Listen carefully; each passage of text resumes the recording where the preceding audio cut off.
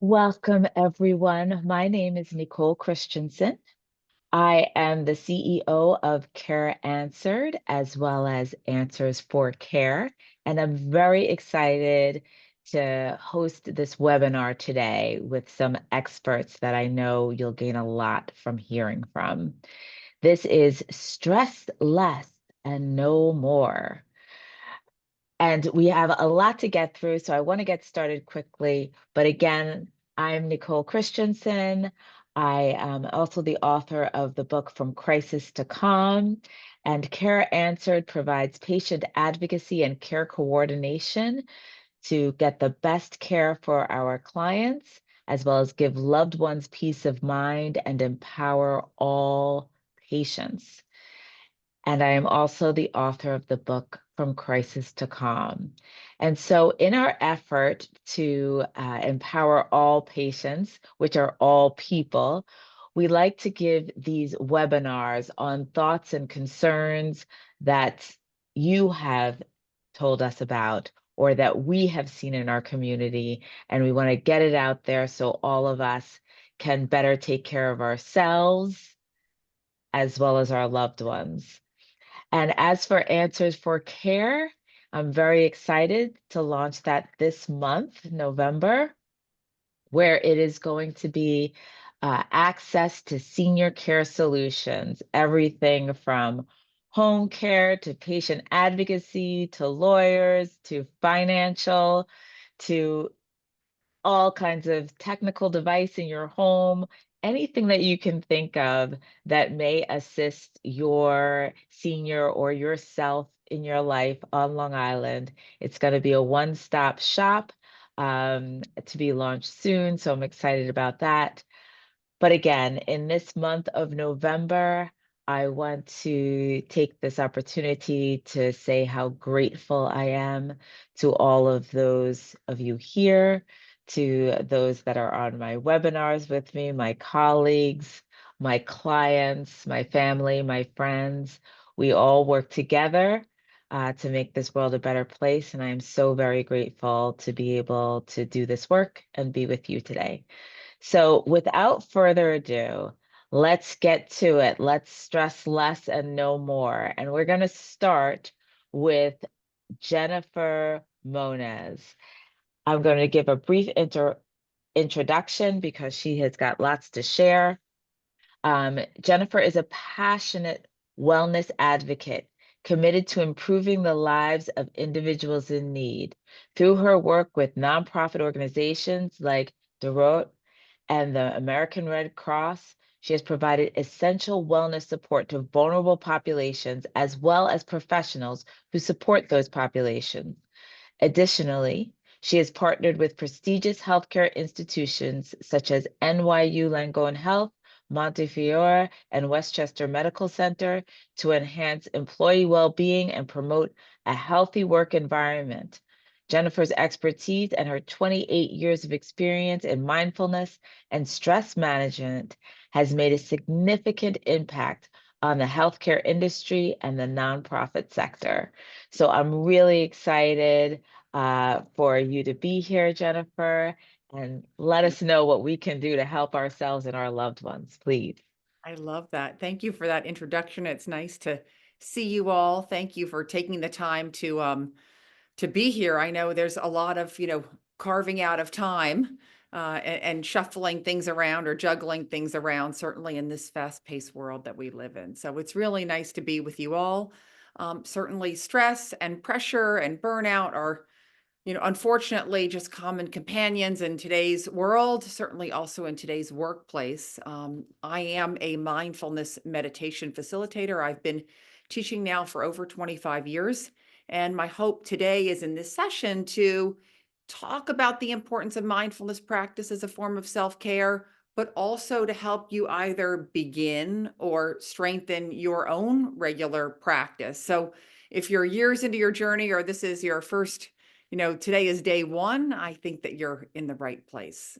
As Nicole said, I have worked with people and professionals all over the country in a number of different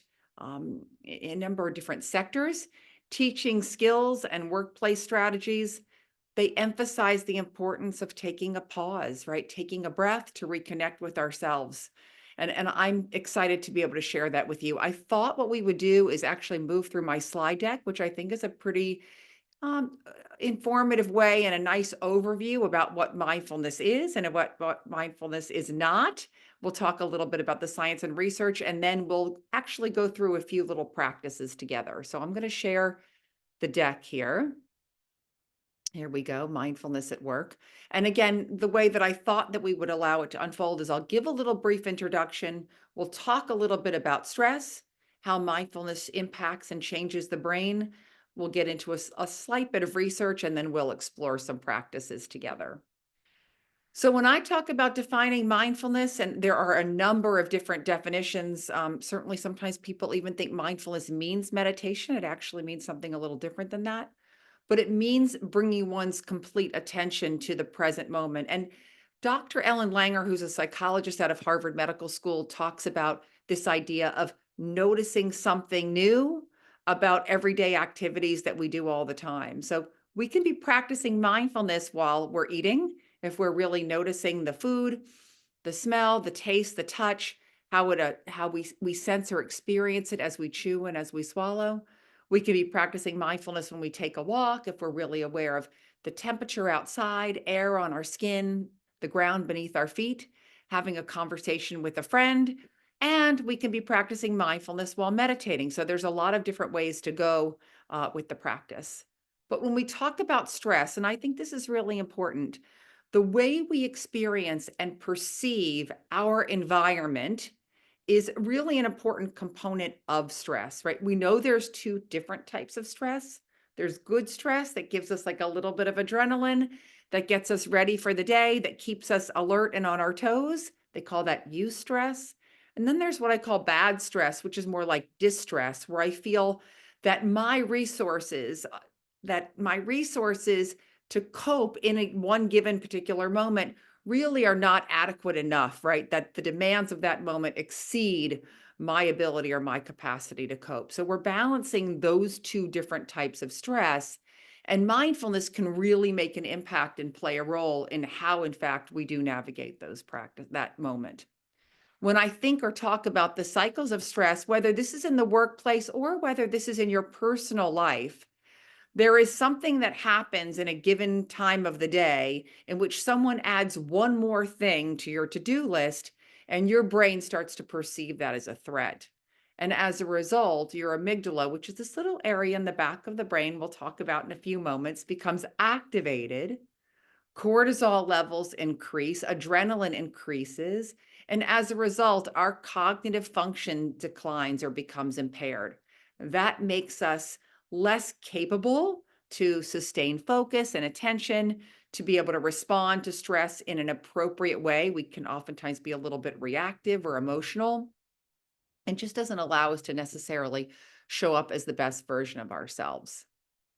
We'll talk a little bit about how mindfulness can help. And the first way that mindfulness helps is that by taking a pause, by enjoying mindful breath work or movement or meditation, even a little visualization, we start to change the way that our brain functions, right? One of the key concepts that has been brought to light more, probably I would say in the past 5 to 10 years in terms of research and studies, is this idea of neuroplasticity.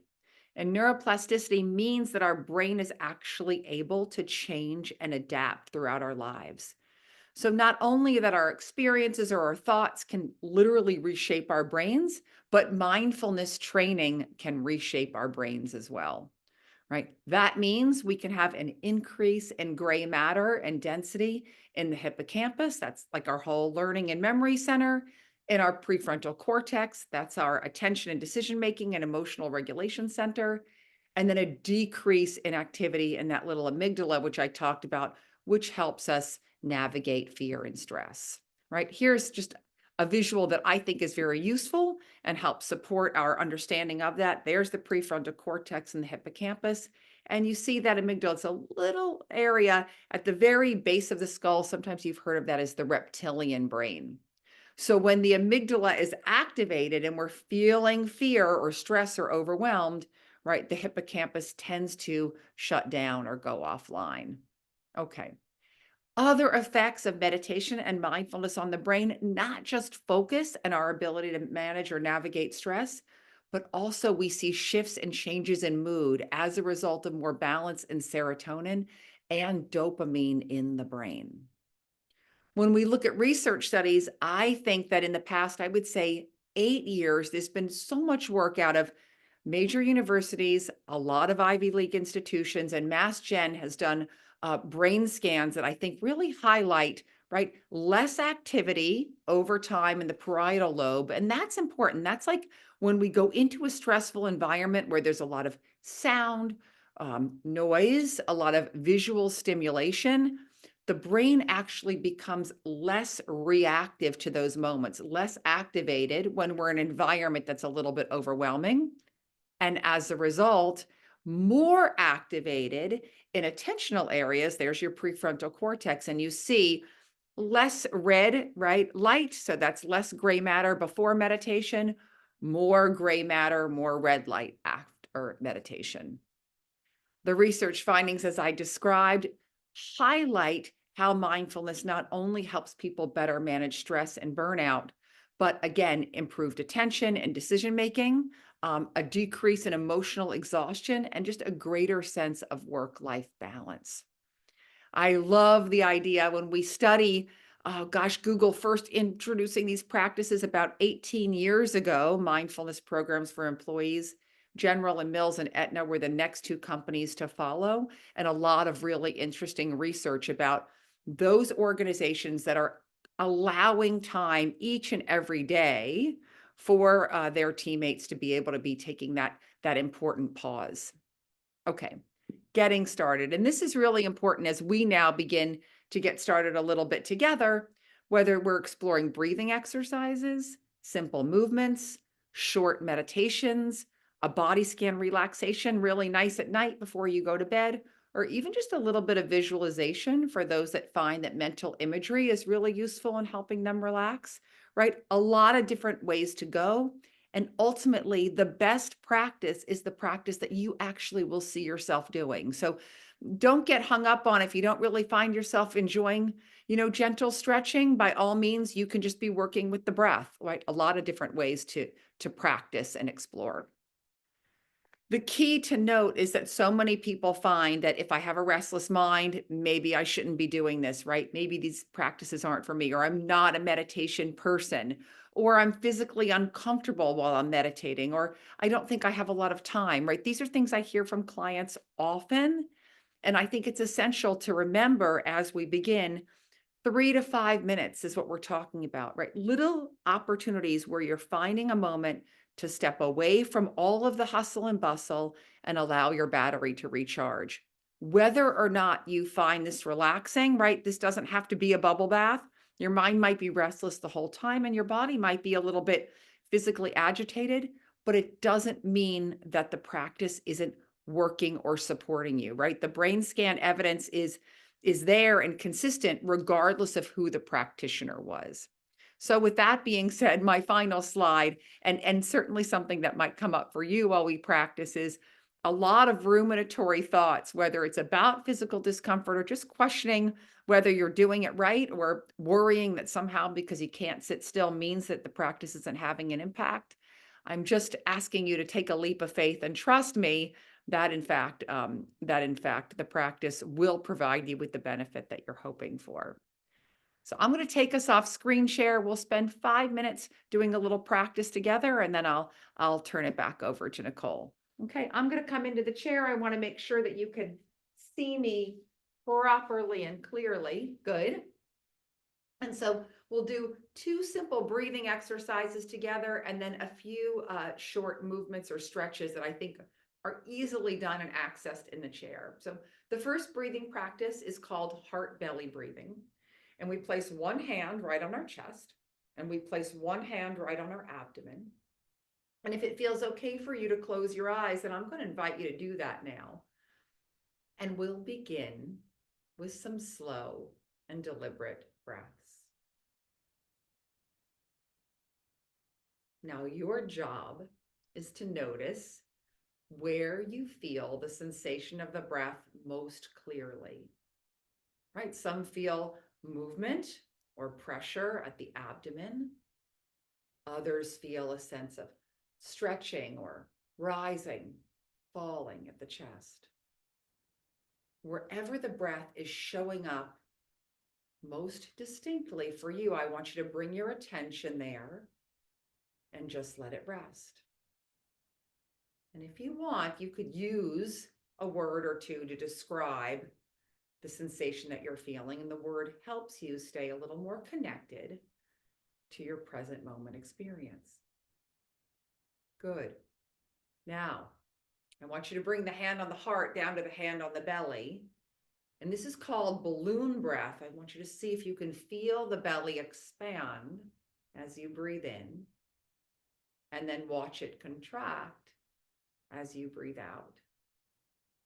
Few simple rounds of this balloon breath, which sends a message to the nervous system that we can move from a more activated fight or flight space to a more calm, grounded, or steady rest and digest space. So just 2 more breaths like this. Nice.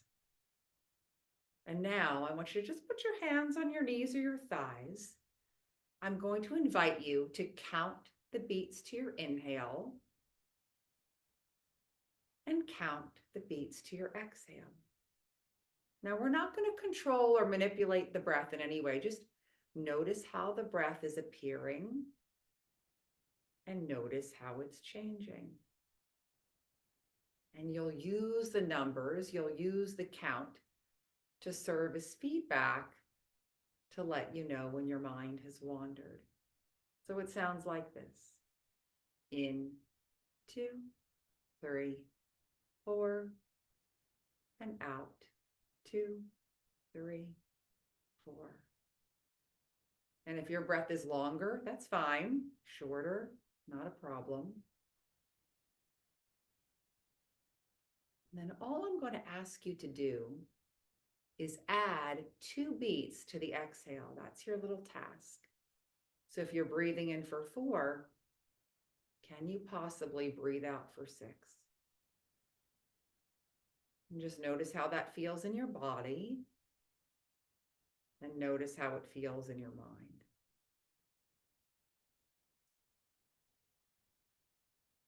Great. Final task. Can you place a 2-beat pause at the top of the inhale before the breath turns around to the exhale? So you're breathing in for 4, holding for 2, and as best you can, breathing out for 6. And maybe for you, that's 3, 2, 5 or 5, 2, 7, whatever works. Give it a try on your own.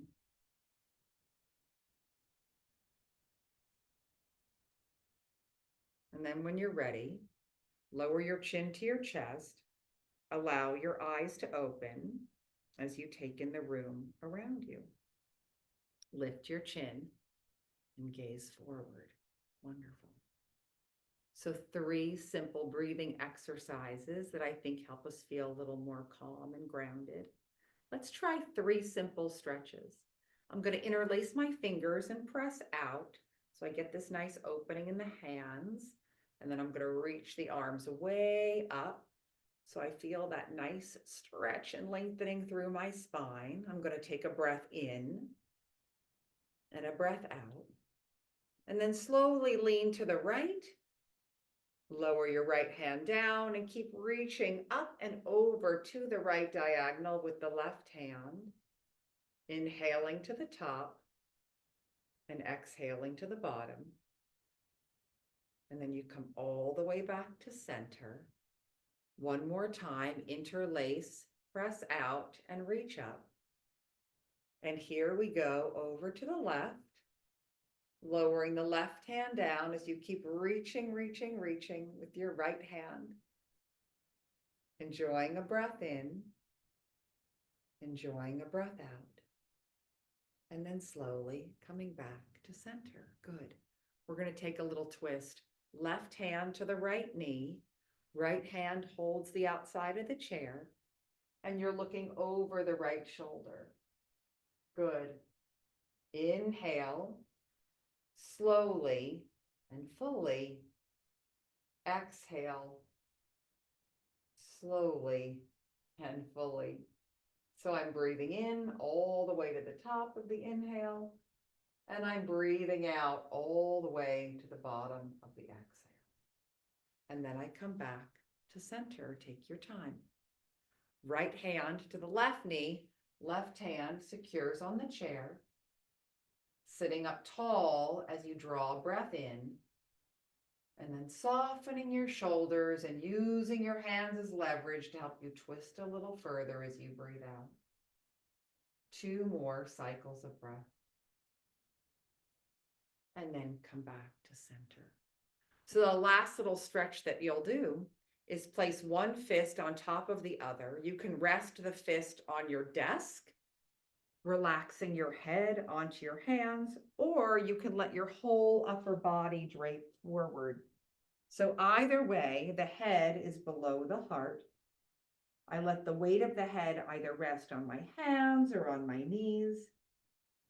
I take 3 long, easy breaths, feeling my seat settle into the chair, my feet land on the ground, and almost like a wave of lightness that travels from the back of my head down my spine, helping me soften and release any tension or tightness in the body. And then I slowly come all the way up to sit. So what I happen to love about that particular practice, the one at the end, is when I bring my head below my heart, I actually send a message through my brain and through the little baroreceptors that regulate my blood pressure that it's time for my blood pressure to lower slightly. You may notice your heart rate slow down a little bit. Really helps you feel more calm, more grounded, and more focused. So that's really a nice one. In any event, I hope that you enjoyed the practice and that you found that there were some things and little tools and techniques that you could take along with you and integrate into your day. Thank you. Thank you, Jennifer. That was excellent. I have to say that might be definitely one of the top calming webinars I've had. I feel great. So I hope everybody else got some tips from that. And I try to participate in meditation and mindfulness, and still that was a good one, especially at like 3 o'clock in the day. I feel like we should all do that.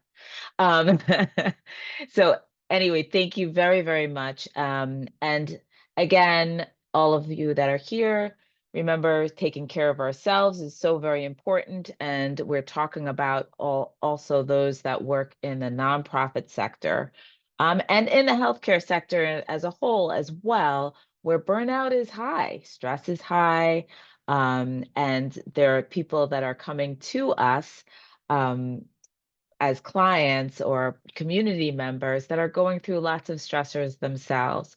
So I want to introduce Alana, as she's going to talk to us a little bit about that caregiver stress and how those that we work with, or if we are that caregiver, how to deal with that, as well as what there is to know about the different programs that may be available that we can help our clients, ourselves, our family members to find. So let me briefly introduce Alana. She is an LMSW, is a social worker with 20 years of geriatric experience. She is currently Adult Center Director at the Mid-Island YJCC, where she oversees general adult programming, memory care programming, Parkinson's programming, aging in place services, and other programs and services for adults. Prior to joining the staff of the Mid-Island YJCC, Alana worked as Director of Early Stage Programs at the Long Island Alzheimer's Foundation, where she developed programming for individuals with Alzheimer's disease and related dementias, conducting training for professionals, and provided telephone and group counseling to family caregivers.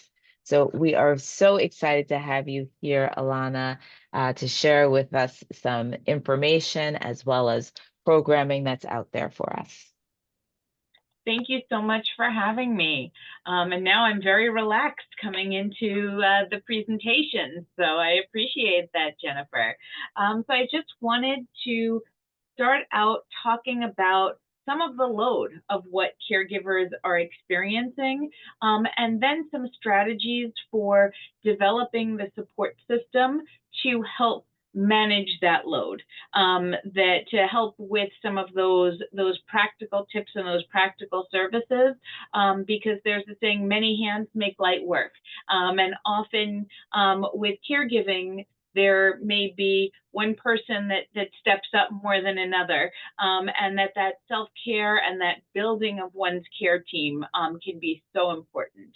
And often when someone is a caregiver, there are really a lot of losses that person may experience that are not always recognized. So they may have a loss in the relationship with the person that they were caring for as it once was, particularly if there is a neurological condition or a dementia, but regardless of the condition the person was caring for, that there's that shift when someone starts to be in need of more care and someone is taking on more of those caregiving types of roles. There can be the loss of the carefree aspect of relationships with other family members, that instead of, getting together and talking about the movie that you saw, you're getting together and talking about things like care planning, or maybe there are differences of opinion about care. Loss of commonalities with friends who are not caregivers. It's often very hard to make small talk when the issues that you're dealing with in your day-to-day life are not so small. Loss of time to focus on career, time to focus on hobbies, time to practice those mindfulness techniques, which is why it can be so important to have these things that you can have in your back pocket that only take a minute or two to do. Loss of a sense of oneself when so much of life is devoted to caregiving, and sometimes a sense of a loss of the ability to find good outcomes or good options, particularly when caring for someone with an illness that's not curable. And so you're choosing among what are the options available to try to make life as good as possible for both of us, even if there's not one ideal answer or outcome. At the same time as there's these load of all these losses, if you think of most losses, if you experienced a death, you might have bereavement days off work, you might have people sending in food and all of these other things. But when someone is a caregiver and they're carrying that big, heavy load of caregiving, they're also taking on new tasks and responsibilities that weren't theirs before. So they may be taking over tasks that were previously the other person's responsibility. So if a spouse has dementia and they were the ones who handled the finances, it might be now learning the finances for the first time. If you're caring for someone who's had a back injury and they used to be the one who shoveled the snow, it might be taking over either physically doing that task or finding people who can do that task. Taking on provision of direct care tasks. So maybe administering medication, maybe managing an ostomy bag, maybe, whatever it may be. There's this whole new set of tasks associated with directly providing that care. Managing the medical aspect of care. So managing which day you're seeing the neurologist and when the appointment is with the endocrinologist and the renal specialist, learning a whole new vocabulary related to that then managing the legal, financial, insurance aspects of care, looking at explanations of benefits. Right now, we're in the open enrollment period for Medicare, trying to make sense of what coverages are needed. So there's this whole new set of tasks and responsibilities that a caregiver is taking on at the same time that they're also dealing with this grief. And so one of the things we really want to encourage people to do is to look at how building their care team can ultimately help to lighten some of this load. And I want to talk through briefly 3 key aspects of a support system. One is informal support. One is resources and more formal support and service providers. And the third is peers who get it.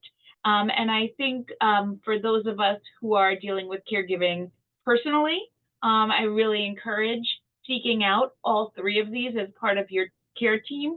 And also for those of us working as professionals to help people build all 3 aspects of their care team. So I want to start out talking briefly about informal supports because I think that it can be tricky for some people, and some of our role as professionals can be coaching people to think about informal supports differently. So first off, I think asking for and accepting help can be difficult for many people, and sometimes people try to hold on to that sense of control. Sometimes people may be afraid of the rejection of asking for help. And I think it's important to keep in mind that many factors will influence how willing or able family and friends are to help out. And I think it's very common for people to feel maybe disappointed that certain people are not stepping up in the way that they had hoped. And so I want to spend a little bit of time encouraging people to think a little bit differently about this. Not everyone can or will be willing to step up and do everything. And so sometimes when we go into a care situation thinking, well, I'm expecting my adult child to be the person that I can talk to emotionally about this, or I'm expecting that my spouse is really going to help me with the financial aspects of this, or that my sister is going to accompany me to doctor's appointments, or whatever else it may be. When that hope or expectation doesn't line up with the reality of what that person is willing or able to do, it can really cause challenges interpersonally. It can also lead people to shy away maybe from accepting the help that is there and is available. So a quick example, very early in my career, there was this lovely woman who came to our early stage program. She was very independent when we met her. She was living with her partner, and her partner was who she had left her children's father for. And her children really did not want to have a close relationship with mom and mom's new partner. And mom's partner was good in the day-to-day aspects of care, really not of the organized financial, insurance, keeping track of all these things, people of the world. And actually what ended up happening was these 2 adult daughters did not want to be involved in day-to-day aspects of interacting with mom and mom's partner. But one of them was willing to step up and take care of all the insurance paperwork. One of them was open to scheduling all of mom's Able Ride appointments to get to and from doctor's appointments. And really 2 things could have happened here. The partner is primary caregiver, and the client could have really been like, well, you know what? You don't want to come to Thanksgiving. I don't want to have anything to do with you, or this is how we need you. But instead, they actually were open to accepting them where they were at, and got a tremendous amount of help from these 2 daughters who were willing to help in these practical ways. So sometimes when we focus so much on how we wish someone would be supportive, we miss out on how they're actually willing to be supportive. The other thing we've seen is sometimes when we get so focused on who we think should be providing assistance, we miss out on the people who actually do. So I had someone to come in to see me yesterday who was brought in by his college best friend's son. And that was the person who flew in from out of town, who was away from his life for a week, taking him to doctors, taking him to lawyers. So sometimes we're so focused on this is the person who should step up that we may miss out on someone who cares about us and is willing to be part of our tribe, be part of our informal support system. So really trying to keep an open mind. And finally, to remember that mind reading is not necessarily love and caring. So there may be people who are willing to step up if we spell out for them what a need is, but who may not be able to intuit it, even if we think it's really obvious. And certainly sometimes you do risk that you may be hurt if you express a need and the person says that they're not able to meet it, but you have a higher chance if you are willing to put out there what the needs are, than if you're expecting that people are going to be able to guess it and then being hurt that they haven't guessed what you have in mind. In addition to these more informal supports, there are a host of formal resources that are out there. And we can't go into all of them in detail, but just want to touch on them briefly. So medical, I always say, you know, when your kids were little, did you take them to a pediatrician? Sure. And if you're providing care to an older adult, you may want to think about having a geriatrician as part of your care team, because they're dealing with more issues of older adulthood. Sometimes you may find that the nurse practitioner or the physician's assistant in an office may actually be able to spend more time with you than the physician. So being open to these various aspects of your medical care team. Pharmacists are often great at answering questions about medication. Pharmacologists, psychopharmacologists may be a piece of your care team.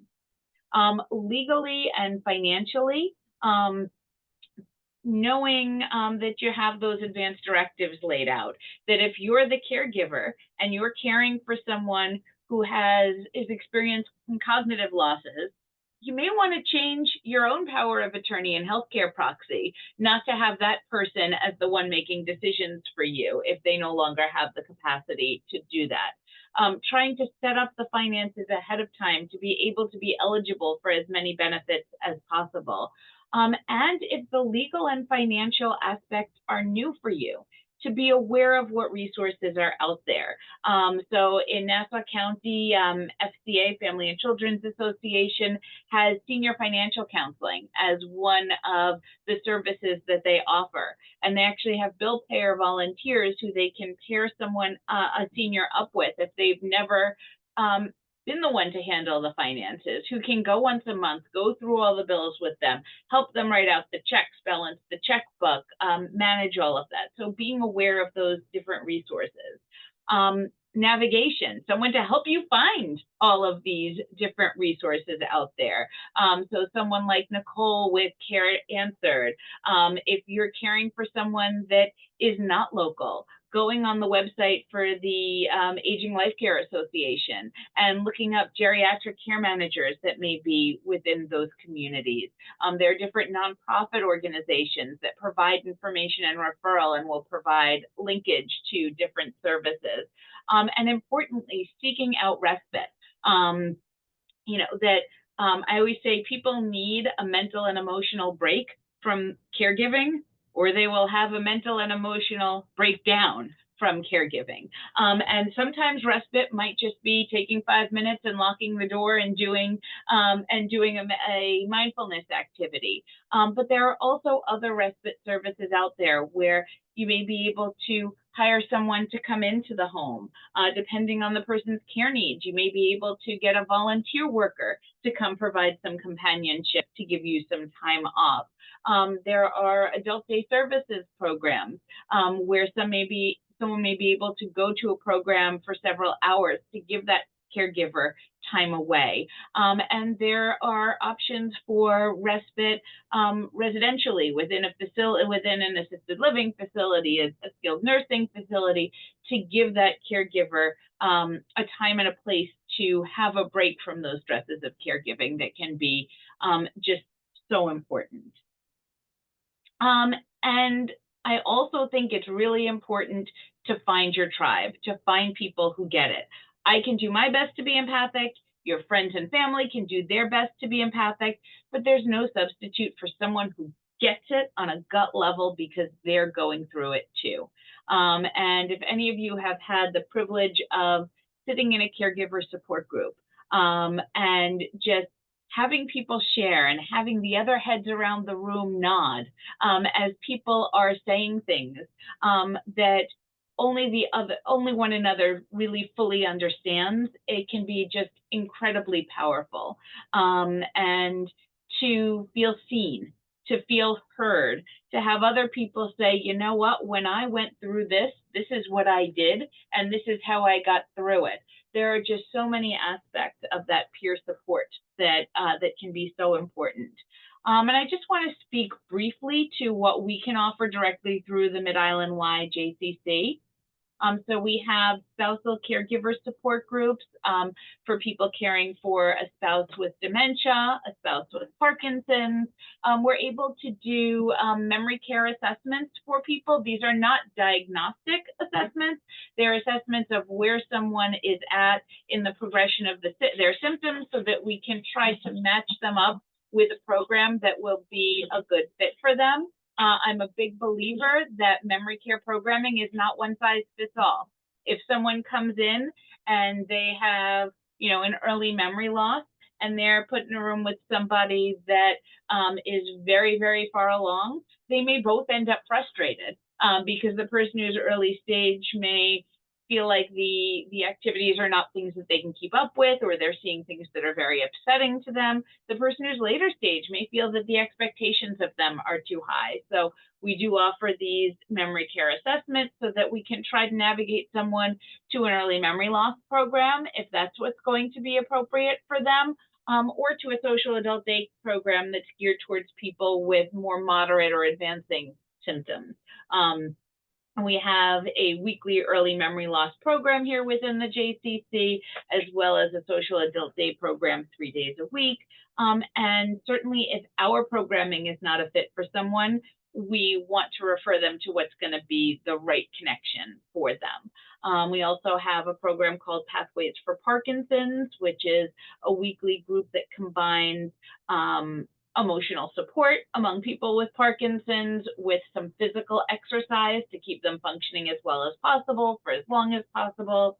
And we have a program called Isolation to Connection that helps isolated older adults to connect with the program or resource that's hopefully going to be the best fit for them. And the Isolation to Connection program is actually something that each of the JCCs on Long Island have.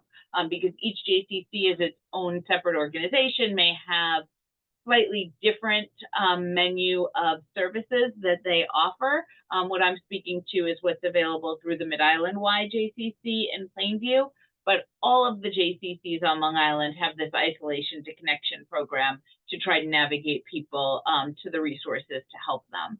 And finally, we have various adult programs and activities so that that caregiver who's getting respite, who wants to go out and take a stained glass class because it totally takes their mind off of what they're doing caregiving, or that couple where one of them has early memory loss, but they're still pretty functional and they want to go to a silver sneakers class together, or that adult child caregiver that wants to take a few hours away and take a canasta class one evening a week. We can try to also connect people to those programs that fill their life in other ways.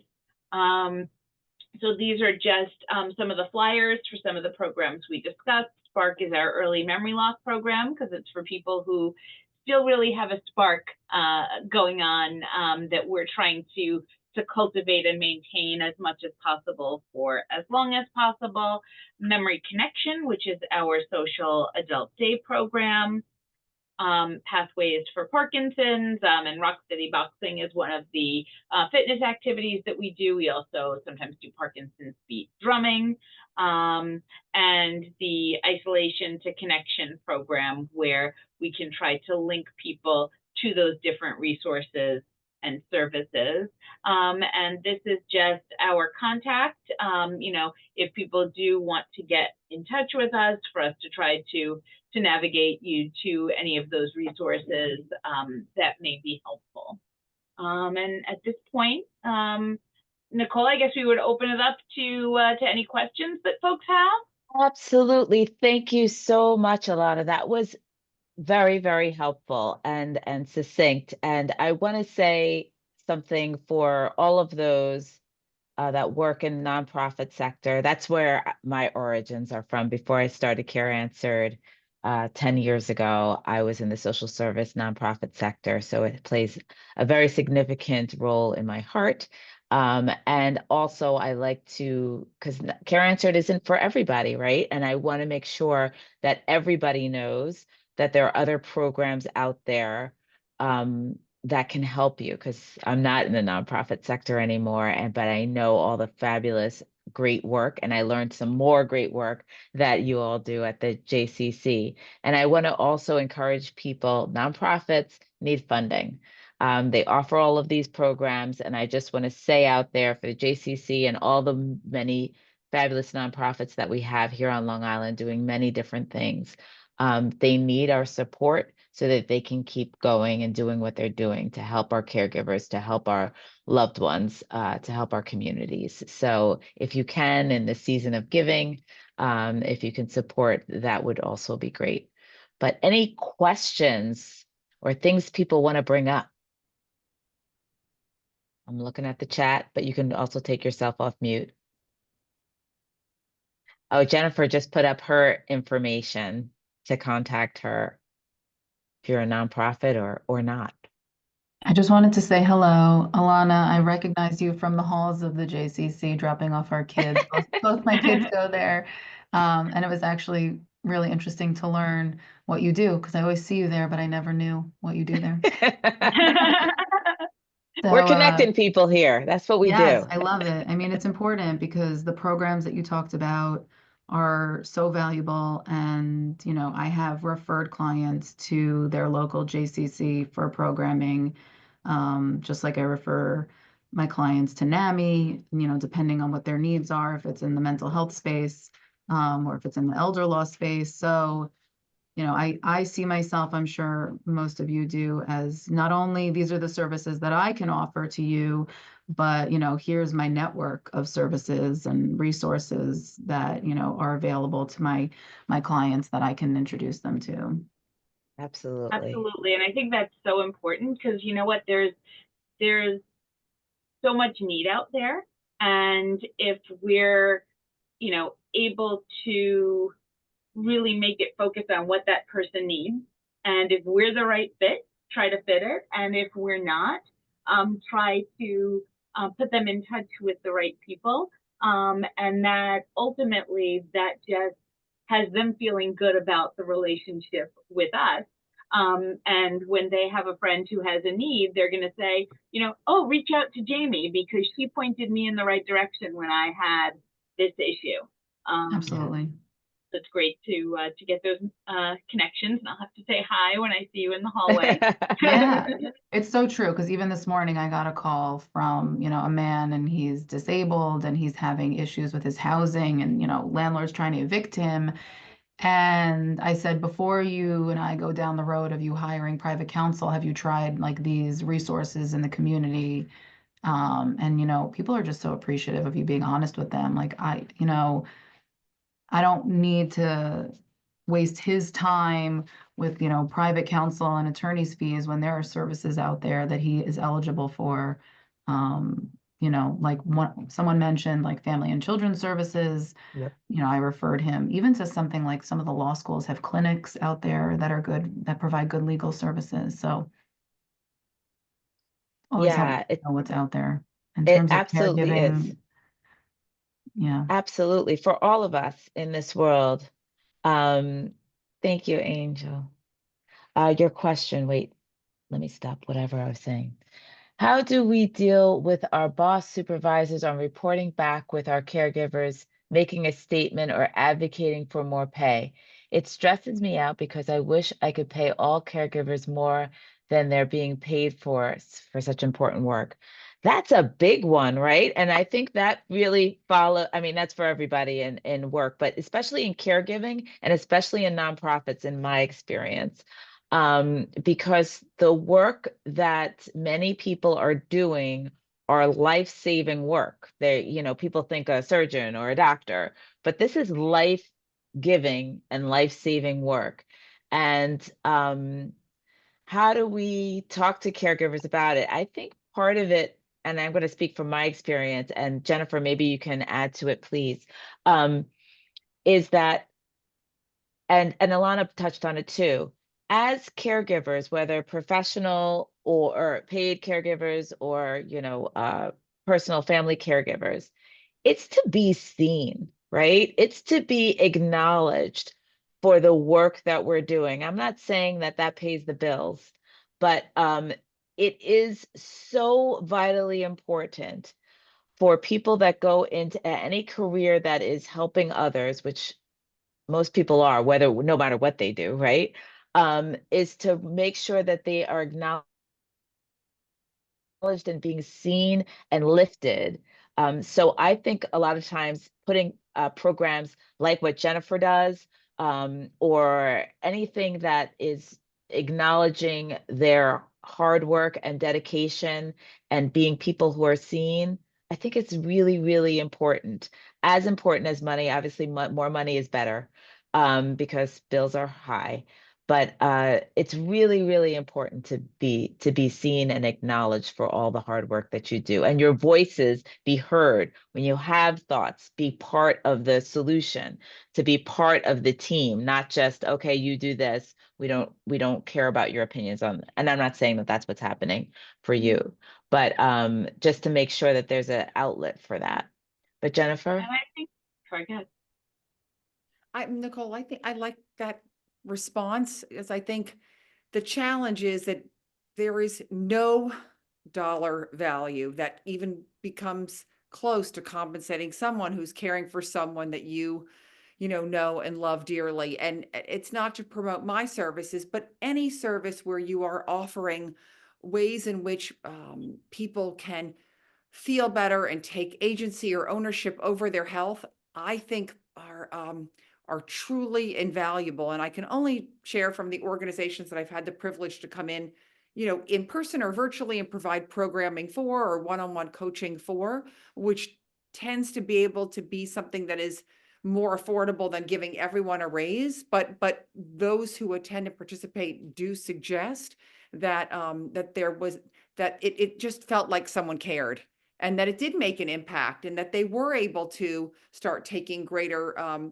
responsibility for taking care of their own health and well-being. And that in turn shifted their perspective, oftentimes around how, unless I get more money, I'm going to feel more valued. Again, everyone has to pay the bills, but then there's that place at which and I even know for myself, wow, if you're not offering me X, maybe you don't recognize how much I'm doing or how hard I'm trying. This is another way to do that. And so I do love working with organizations to be able to provide their team members, opportunities to just to feel better and to feel like they matter. And I think the other piece is that having one kind of connects with the other, because I think that when you recognize the importance and you raise the visibility of the importance of the work that's being done, that it also underscores the message that it's an investment, that if the organization's success or the family's success is so linked to the work that these caregivers are doing. And so I think that raising that visibility and acknowledging it both serves that caregiver who is receiving the acknowledgement, but also underscores, in your question for your management, that they're hearing the stories of that caregiver that had a real impact. And one of the things that, I try to make a point of doing is that if a caregiver thanks me for something that someone on our staff has done or something that they've gotten from something in the program, just taking 20 seconds and putting it in an email to to our upper management, both so that they can acknowledge that employee that's been thanked, but also so that that's a piece of when they're thinking about what they're doing as an agency to have positive community relations, that they're remembering that that employee or that program has played a role in that community relations, and hopefully validating that. Yeah, that's wonderful. So it's both ways, right? It's highlighting, and so then for nonprofit world can then go after that funding potentially, as well as acknowledging the person that is providing all of this important work and having professional development. And that can look like many, many things. But I think what I've learned in just the world of adulting or owning a business is that that we all really intrinsically want to learn and grow, right? And when we think that we're not given that, it really weighs on us. So to acknowledge that and help people to grow, I think is also another way to do it, thinking a little bit outside the box. But that's an excellent, excellent question that should be asked in all, boardrooms all over. So thank you so very much, Jennifer and Alana, and all of those that are here today. We thank you so much for all of your work. And I know Jennifer has to take off, and we all do probably. We're all very busy, everybody on this call, especially caregivers. So I just want to thank you again, and feel free to reach out to myself or Jennifer or Alana, because we're here. And again, it's a village, and it takes a village. So thanks so much. Thank you. Have a You great all day. take care. Bye-bye.